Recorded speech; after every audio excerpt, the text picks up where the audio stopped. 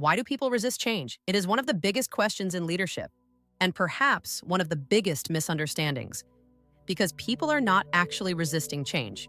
They are resisting loss. Transformation begins here. Loss of certainty, loss of control, loss of identity. We rarely talk about this at work. Associating organizational change with grief often feels uncomfortable, even inappropriate. After all, no one died.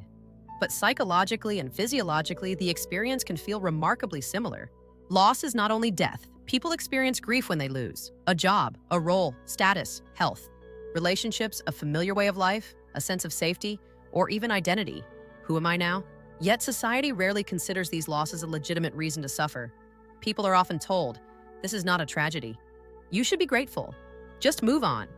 And because these losses are rarely acknowledged, people often have no support, no rituals, no space to process what they are feeling. When emotional loss is ignored, it does not disappear. It goes inward and often shows up as chronic stress, anxiety, burnout, psychosomatic symptoms, emotional numbness, withdrawal. From the outside, a person may look completely fine, but internally, something has fractured. This is where the Kübler-Ross Change Curve helps us understand what people are actually experiencing. At first comes shock, this cannot be happening. Then denial, maybe this change will not really happen. Then frustration, fear, anger, resistance.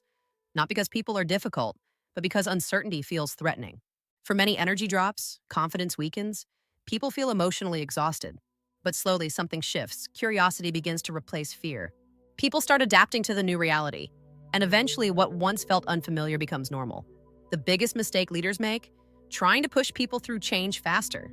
But grief is not weakness. It is a normal adaptive process, a survival mechanism of the human mind. If blocked, the system struggles. If supported, people adapt. The role of leadership is not simply to manage change, it is to help people move through loss. Because successful transformation begins with understanding what people are really going through.